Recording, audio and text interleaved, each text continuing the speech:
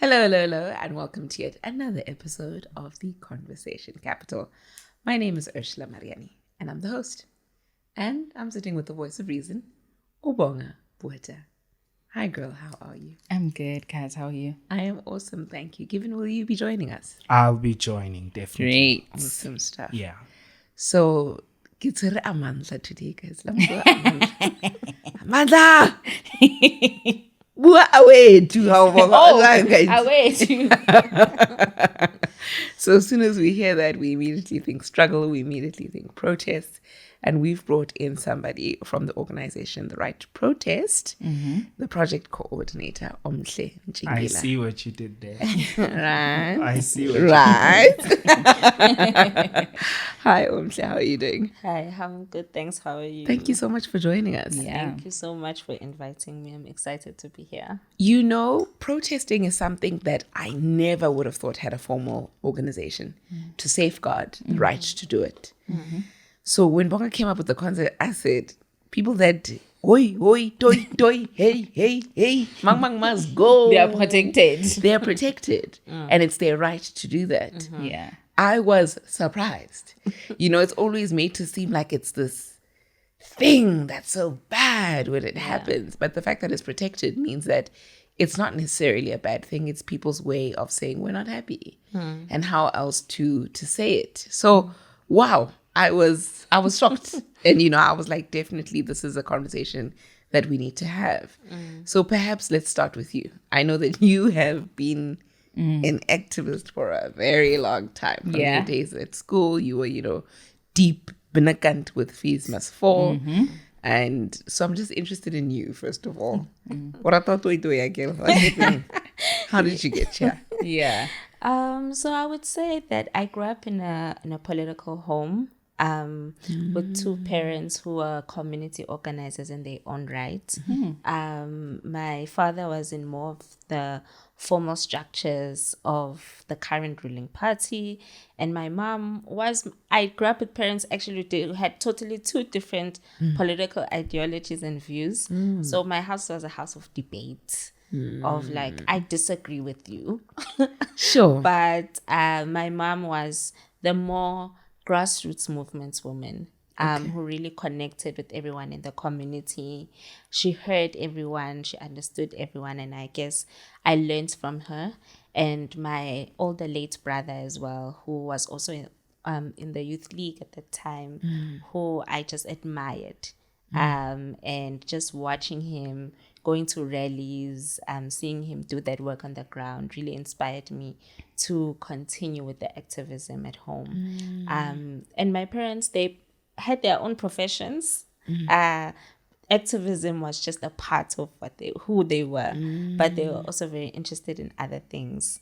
So I think for me, it was more of like, oh, okay, this isn't something very interesting for me. My siblings are totally different. But in their own right, I always say they are also activists. Because I think people think activism is this like big moments and big things, but it's in the everyday. How we treat people, how we contribute to society, and so that's how I got into it. But I just continued with it from school, from high school to varsity. But I think in varsity, that's where I became a little bit more intense and chose my own stance of what it is to be a radical in my own ways. So I think from there, I'm what my parents called a professional protester. Like how to do this effectively and according to the law. So they just said I just continued from being that child who always asked big questions, but they didn't even know how to answer me as a 5-year-old and asking like, Mommy, why do we live in a brick house and other people are living in shacks? I don't think that's fair. And, should be in the car driving and be like, okay, how do I respond in a way that she will understand? So I think I just from there, I've always just been grateful for those lessons. And meeting like-minded people in varsity, thinking, oh, okay, there are others who are like me, Azishe, you know. So it was, I think I've always had fun also in activism. It's hard to say that because people are like, you know, always, if not that, you guys always look angry. Believe it or not, comrades are the most fun people you'll ever meet. Because I think with the seriousness of life and that intense passion they carry, they also know that sometimes in life we just need to be and just let go and have fun with others. Yeah. Yes. You know what strikes me about Omklene and her deep. She also didn't mention she was a member of the SRC Adverts. And in the time Fisma Sol was happening, she played a very critical role, right?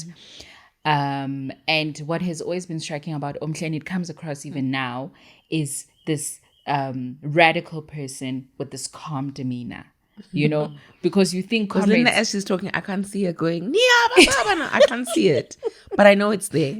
I know it's inside you. And I'm like, wow. You know? I so hear it's you. that striking difference to say you think comrades or people who value human rights, activism, Yes, activists have to be a particular Hey, way. my leader, we have come here to discuss the protest. Yeah, I hear you. No, I exactly what you're saying. Yes, and here's the person who holds this in a very gentle and calm demeanor, and so that's very interesting. Yeah, I hear what you're saying. Let's talk about protesting. And as you're saying it, and even as I'm like playfully joking, but do other countries also sing when they protest? Or is that the South African thing, guys? All countries have their different ways of expressing themselves during protest, and people do sing.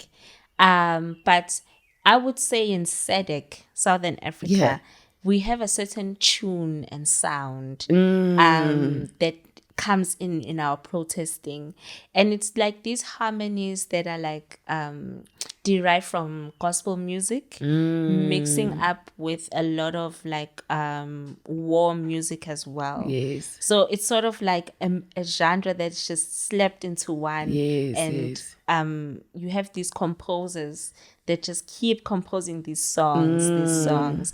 They're using popular culture, popular music, but you always come back and find like that sound of a soldier or like a gospel choir. Yes, this is So so true. it's very different where so at the Right to Protest we work with people from around the world. But they're always fascinated when you sing Gwicho. The first thing when you meet people from outside, they'll be like, please sing for us. And you're like, guys, it's a myth. Not every South African can sing. Yes. But it's because when I check different online sound. and I look at the protests, like, you'll find like maybe protests of people in the Middle East. They're just so different. It feels very like screaming and like shouting, And I remember there was this company that I worked with, was a store, and the workers' union would protest at least once a year for like wages and things like that. And they would enjoy their 2-3 days off because and they'd come back with burnt voices. Let's salary, and it just reminds me that in South Africa, it reminds me that in South Africa, we've got a very particular approach, or like you're saying in SADC rather, we've got a very particular approach to how we protest. But somebody's listening and saying, what is protesting? Because already you can tell that my mind is conditioned to think it's signs, it's placards, it's the street, it's singing. But I know that that's not all there is to protesting. So maybe let's start at grassroots. What is protesting? So as you say, when people think of protest, they think of the streets. But the actual meaning of protest is to voice out when there's an injustice in a place, is to show resistance. And protesting, especially during our workshops, we teach people that protest is like an umbrella word, but under it is many different streams. So there's petitions. You can protest through poetry, through art, through music, through film, through podcast. So even as you go, you're thinking, oh, it's just us just doing this podcast, but there's a sort of resistance in your conversations, and that is protest. But there's protesting through letters, writing a letter, writing a book. Hence why books get banned. Yes, I'm right? thinking the exact same thing. Books do get banned. So we teach people this a protest on social media through hashtags and all of these different things. So protest is really, it's just an umbrella word, but protest is about gathering where people are supposed to gather and assemble to think through different situations and intervene with each other. But to also show whoever that they are protesting against that there's unity against something. And most of it is just saying, I always say that protest is just leeway of creating dialogue. Listening. It's not just me who's unhappy. Yes. We are hundreds that are unhappy. Yeah. Surely something can be done. And most things people also don't know about protesters, they bring solutions. When most of the time people protest, it's usually even the last resort. Oh, you're so right. Last resort. Communities are so smart. They're so excellent at everything. They record stuff. They first go to the counselor's house. Counselor, there's a pipe that has burst over there. The school children can't pass. It's smelly. It's it's just causing disruption in the community. Please see to it. Councillor says nothing. Then they go to the municipality, send letters, write letters. Municipality says nothing. Then they go to the district. Then they go to province. And once all of these platforms and all of these different avenues and these important political officers have said no or don't listen to people, that's then when people then you see these protests as how we know protests are there now in South Africa. I like what you're saying about it being a last resort, because it sometimes just feels like a destructive thing. I want to know, somebody's watching, listening and saying, hey, I'm about to protest or about to gather people for a protest, but they want to do it in a way that's effective, and not only effective, but they also want to do it in a way that's legal. And so could you walk us through some of the guidelines to correct protesting in South Africa? What are the routes? Do they need to come to your office and say, look, protester next week, we've asked for 1, 2, 3, 4, these are the steps we've taken, and then they are safeguarded by the law? Or what is it that they need to do to be safeguarded? So I think let's start with the law, right? Okay. But firstly, before we go into the law, I think I want us to also go into what the right to protest does as an organization. Then let's go back. Okay. All right.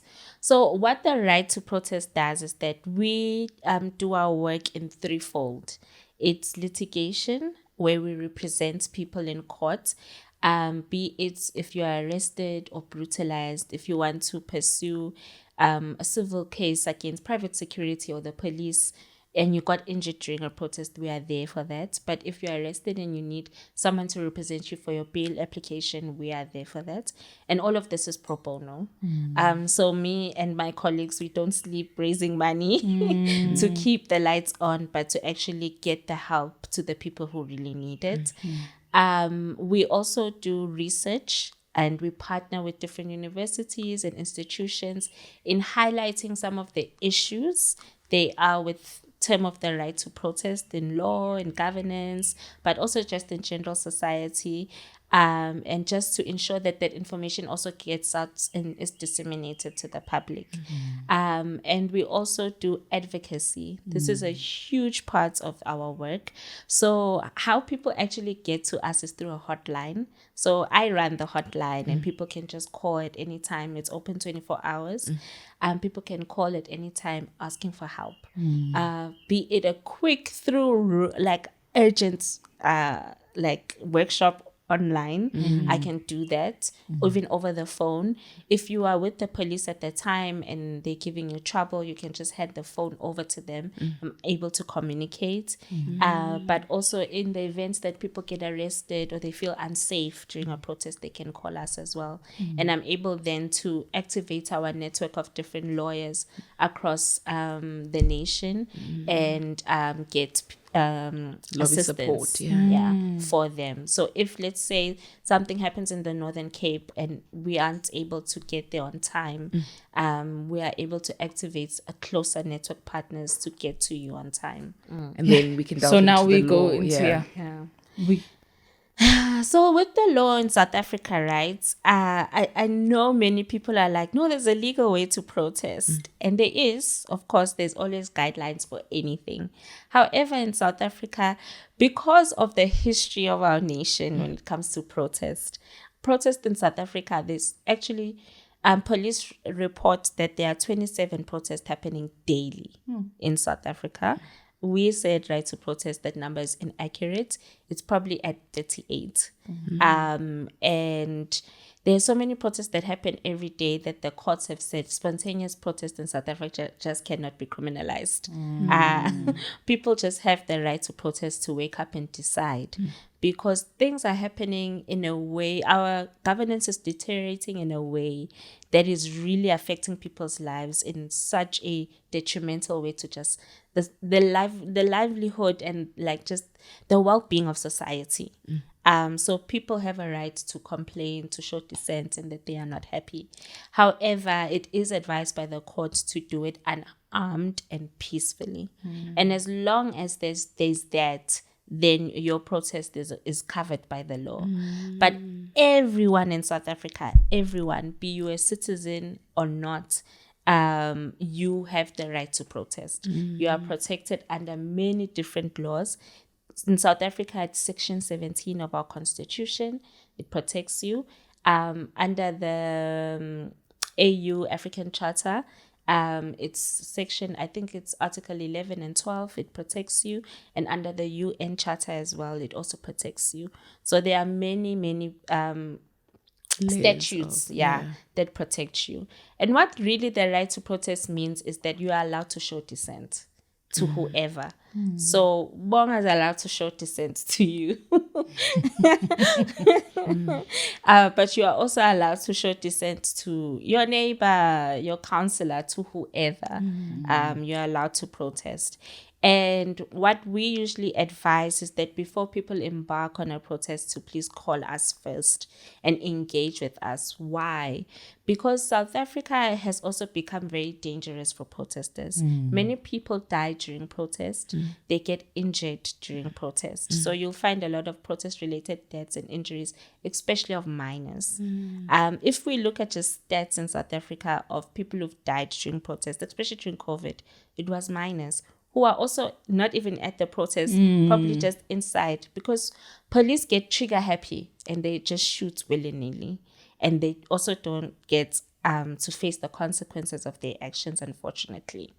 So we ask them to call us, so we teach them safety protocols. The police? Not the police, the protesters themselves. We teach them safety protocols. Okay, this is how you identify a real policeman, and also helping people to know that not every police officer is allowed to do crowd control. So it's only public order policing that has that right of doing crowd control. And these are police, you would find that they wear the red badges. So even like randomly, let's say you at a mall near the taxi, where the taxis park, or the taxi rank side of the mall. And you'll see police officers walking around with those overalls and the red badges, and you're wondering, what are they there for? It's public order policing. That's what they are trained to do. So they have special type of training for these situations. We teach people safety control. We teach them about the law, their rights, but the rights of the state, and the rights of the police as well. So what can the police do and not do during protest? So we also teach people around the Regulations Gatherings Act. So this act is really, I say, it's an act, kind of man. It's like just an act. It's a rules of engagement. So this is how protests are governed in South Africa, through the Regulations Gatherings Act. And what the Regulations Gatherings Act is that everyone has the right to protest, but it's good for people to give prior notice. So it's not seeking permission. You are just giving notice to your municipality that you'll be having a gathering on such and such a day. This is what you need. Then the responsibility of the municipality is to convene a meeting. And in this meeting, then they talk about the safety protocols that will take place that day, just to ensure that the protesters are also protected, which is never spoken about with the police, that their role is to protect protesters as well. But it's also to facilitate the right to protest, that there must be some public participation in your municipality. And municipalities are supposed to encourage public participation. So these meetings, they usually happen like once a week. It's a set day in every almost said county, in every municipality in South Did Africa. you say county? I almost said county. Oh, America mo. Bugele. I was having too much news this morning. Yeah, I can see. But in every municipality, the meetings happen once a week with the police. There'll be traffic departments there. If you are going to protest, let's say you are picketing outside or you're going to be marching, so the traffic department has to be there to ensure, safety around that and ensure the routes you are using are not hazardous as well. Public order policing will be there. The Department of Safety will also be there, but intelligence is also in that room. So nothing in South Africa happens without the knowledge of our intelligence office in South Africa. Absolutely nothing. So sometimes, when intelligence is out there, they'll be like, oh, this passed through us. Really? Really? So it's those are the meetings, and we train people how to be in those meetings, how to be confident in what they're saying and in the law, because it can be quite intimidating to be in a room full of these professionals who are literally most of the time discouraging you from protesting. I'm immediately thinking of the looting that was happening under guise of protesting with you remember the Togo Didize saga in PTA, but it was looting at its best. What are the repercussions for things like that, where people are saying about protest but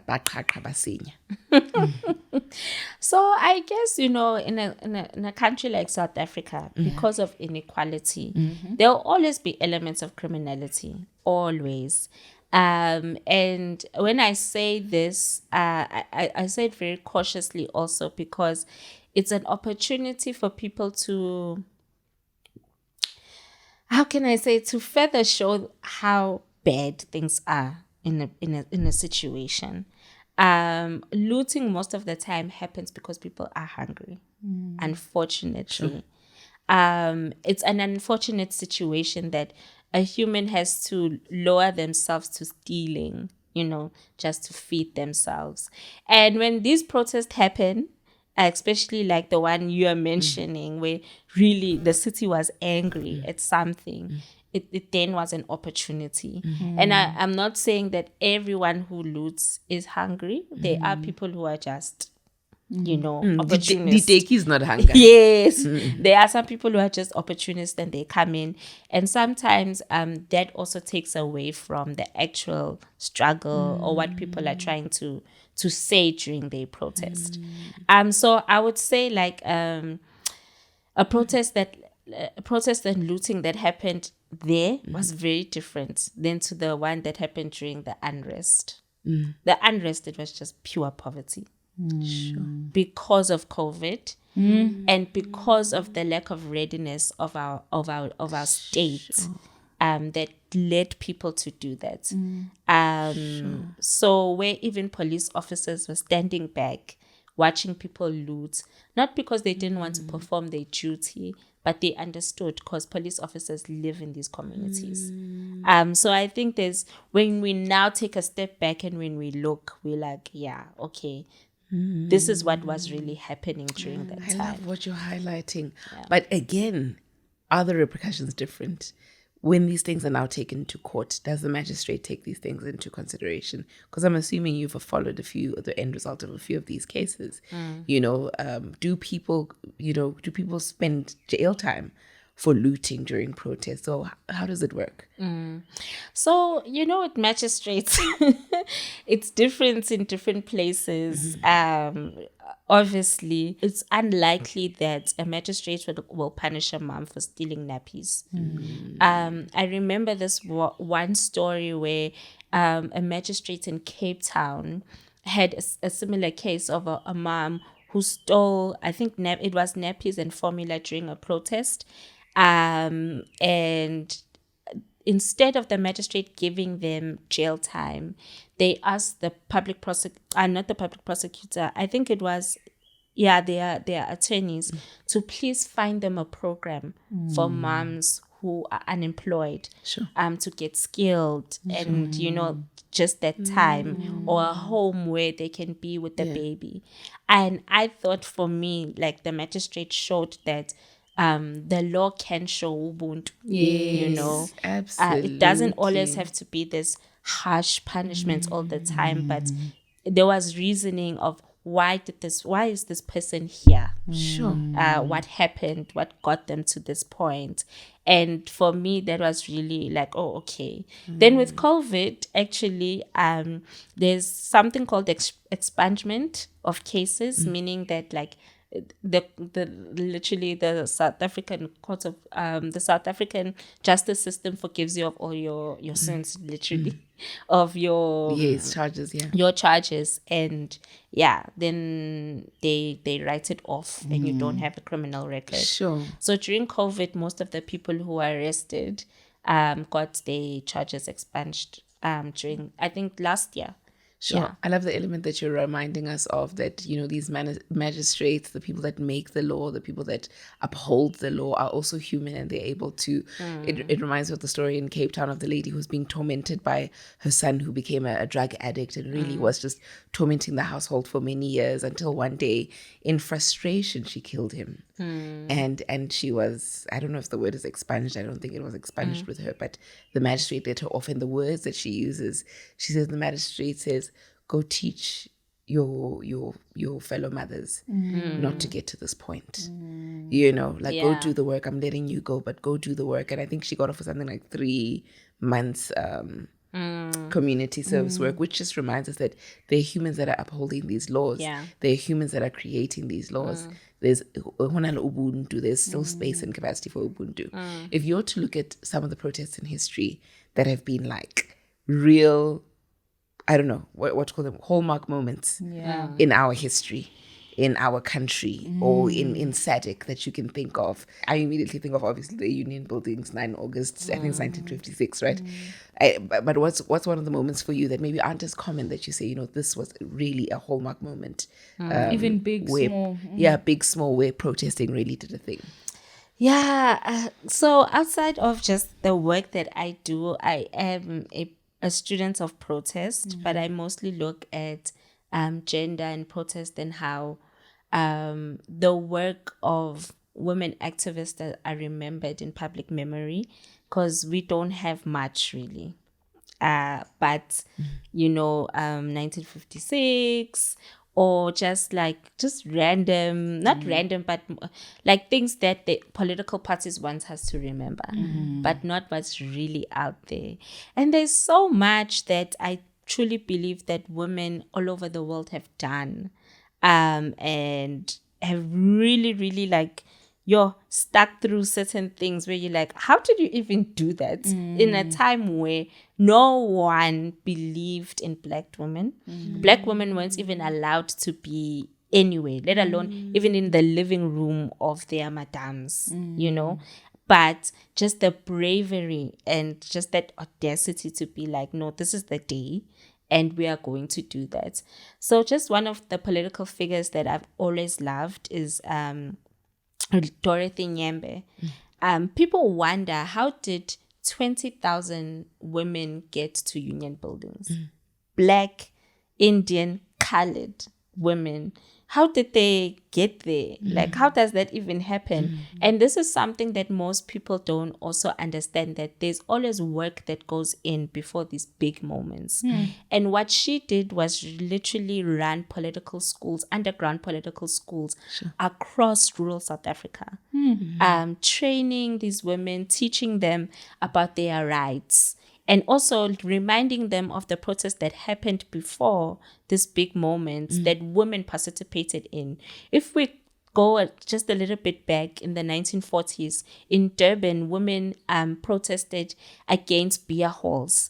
And these were taverns built by the apartheid government to literally intoxicate our fathers constantly and break down that black family structure. unit. But it's black women who stood up against these beer halls to get their husbands, their fathers and sons out of these beer halls.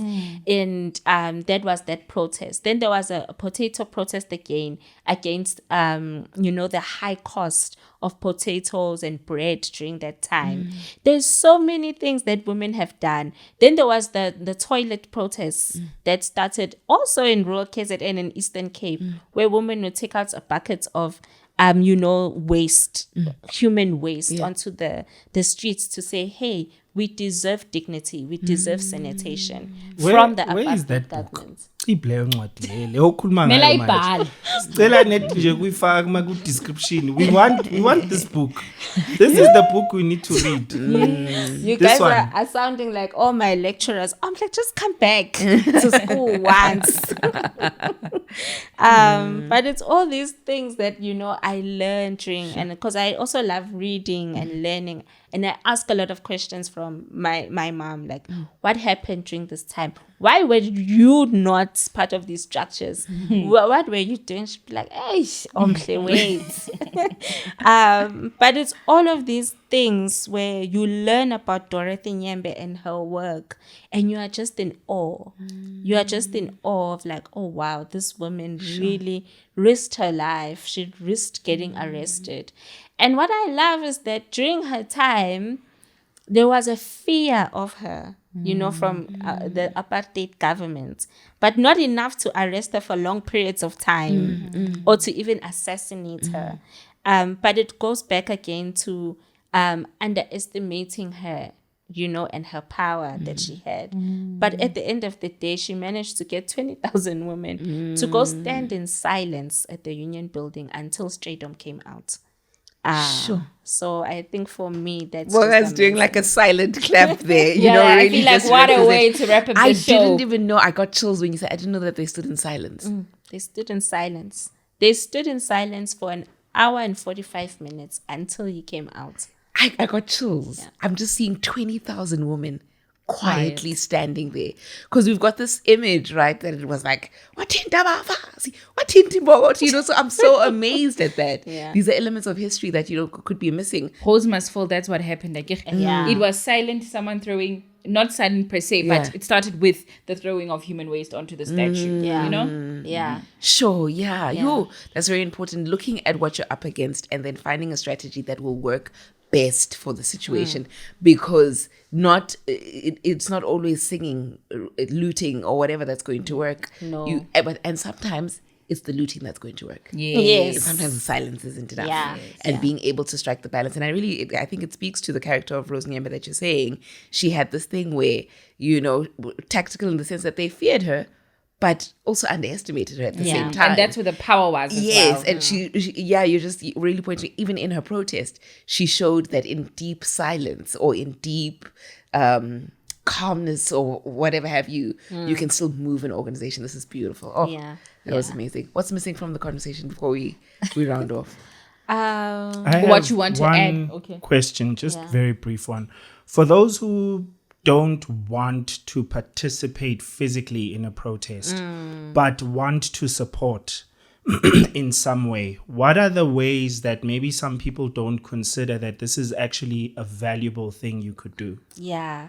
I love that question actually Yes. so much, because one, not every everyone is an activist, like this, like on the ground activist. Sometimes I watch some of my colleagues, I'm like, hey, yo, yeah, ne? I have colleagues in mining affected communities. They are just brave and they just go for it every single day. And I'm always just in awe of that type of activism. But at the same time, I think working for the right to protest, what it has taught me is that activism happens in different ways. If you can't be on the ground, surely you can be a doctor on standby. You can be a therapist also on standby to help, with the recovery plan of anyone gets traumatized. If you are a person, Twitter loves you. Please tweet about them. Tweet about the protest, or like start something like a Protest Tuesday, something to highlight, some community issues that are happening. I think of Shoma Josie recently, and it went around. It went around. People were just admiring, and she really brought awareness. Yes, please continue. I've seen also like very innovative things that young people are doing on TikTok. There's a girl who literally is getting dressed, get ready with me, while she tells you about what's happening around the world. So simple things like that for me, I think really, really matter. It doesn't always have to be this grand and big gestures. Communities are always welcome, just the smallest thing. Just you tweeting, talking about it. Even simple things like, I know people in corporates most of the time are always like, emsebenzini, what are they going to say? What are they going to do? Simple things like going to your CSI officer and being like, hey, I live near a settlement where I'm from, and I see moms every day doing this. Maybe could this time around our Christmas party donate to that? Or could we start a program, like an after school program of sending books to that community? That's protest. And I think as also just as young people, I consider everybody in the room young. Yeah. To be innovative, the way you would think about your work, expand it to society the same way. Just be innovative about how we give back and how we contribute to society. Because one thing about protest one person can protest definitely alone, but it works better when we are united. And I think our South African history has shown us that most of the protests during apartheid were very non-violent, by the way. Yes. Most of them. The only thing that people relied on was unity. And I think we need to go back to that. I know, like right now, our current system, how it's set up, especially with capitalism, with the global context, it divides us so much that we forget the main thing is that we are all oppressed under these systems. So if we were to go back and just think collectively, how do we solve the issues? And that's why for us as the Right to Protest Project, we take more of a South to South lens, where we know that our comrades in South America are, unfortunately, we are all under the same system. We are faced under the same system. We are all disturbed by, those legacies of apartheid and colonialism. So therefore, even how we experience the world now, it's still in a similar lens, even if it's different problems. They may have a problem of higher violence. Here, we may also have that problem, but it might be inequality. So how then do we exchange different strategies? Sure. To improve with each other. And we found that it's working really well. Where now, if something is happening in Indonesia, like recently now with the Nepal protest that happened, we were able to get the youth, assistance 1, 2, 3, 4, 5 quickly as a collective global team. Sure. Even now in Madagascar, the same thing is happening. where we are on the ground speaking with activists there as well. How's the situation? How, that checking in, it assists so greatly. Sure. And I always say that if you have a friend who's an activist, check on them. They are the most unlikely person to say, I'm struggling. They are traumatized, because what we see every day, it's not pleasant. If you go to just the jail cell, it's not pleasant. Yes, I may be there for my clients, but I'm seeing other things and I'm like, our country. So check on them, check in. So I think, just to answer your question there, do the simple things. I promise you they go very far, very far. Sure. And when you're speaking about global relationships in this, I'm just thinking about even our apartheid, when the world was focused and lobbied, that is when we started, seeing a difference. Yeah. So it's very, very important. Sure. Yeah. Thank you so much. It's been pleasure. such a lovely episode. Like, we were cut off from the what do you think is missing from the conversation. Maybe if we just do or something you want to highlight about parting protest, shot there. criminalization of protest, anything. Yes, I think it's just the criminalization of protest and how it's unfolding in our country. I love that, Yeah. So I think how the criminalization of protest is unfolding in our country is through corporates. So a lot of protests in our country happen in rural areas. And most of rural areas have natural resources. And you'll find that a lot of mining companies are colluding with the state, in many different ways, many different ways, in order to suppress communities. And this is through what they're doing, what we call SLAP suits. So it's strategic litigation against public participation, where they would serve an entire community with an interdict to not protest in an area.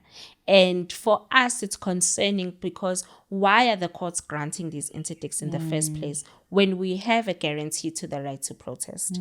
So I think what we are trying to do is just that interpret interdicts to communities in a more simpler way so they understand what an interdict means. And an interdict can mean that you are not allowed to do certain things, but it doesn't mean that you not allowed to protest. So we also are representing quite a lot of communities in courts right now against these huge companies that have a lot of money to litigate, and communities don't. Litigation is expensive. So that's another thing that society can do, is to give money to any public interest law organization that litigates. They need that support. Because one court case, maybe a year, can cost up to $1 million. Just as up and downing the courts. You have to pay counsel. There's quite a lot that goes into it. And how protests are being criminalized is then, that is through interdicts. The brutality also of private security companies is just insane. It really, really is insane, where these private security companies are coming into people's homes. They're doing things that they're not allowed to do. First of all, private security don't have jurisdictions to be at protest. They don't have jurisdictions to also question people, arrest people. They call the police in the event that they are suspicious of any criminal, activity. But you'll find that these private securities are going after targeting specific activists in their homes, and taking them and putting their lives at risk, really. And we find that the criminalization of protest is also very subtle. It cannot be separated from the criminalization of poverty. Because the protester, guarantee you 95% of the time, is a poor Black person who is unemployed, just fighting for the right to exist and the right to dignity. Oh, my word. That was a note to close on. Looking at protesters differently, looking at protesters as humans that are fighting for the right to dignity and to live and to survive like other humans. Yeah. Thank you so much for your time. Thank you so much for your work and your contribution to society. And we can speak on the right to protest, how to support, I don't know. Yeah. So we at the Right to Protest, you can donate to us. You can just go onto our website at www.righttoprotest.org, and you'll find also our material there. We also have a protest guide that is very easy to use. So if you've never protested before, here it is. Here it is. Oh, here we go. If you've never protested before in your life and you'd like to know what the law says, what to do, you can literally go through our guide. It's very simple, but if you get stuck somewhere, you can call us on our hotline. Our hotline is also on our social media pages and our website, and I will take you through everything.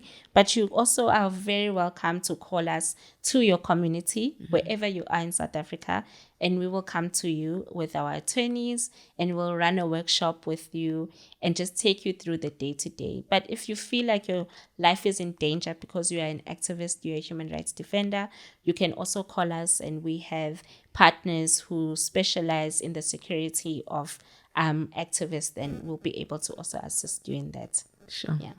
Omhlin Chingila, thank you. That was today's episode of The Conversation Capital, looking at all things the right to protest. Don't forget to like, share, and subscribe. Subscribe. For now, though, goodbye and God bless.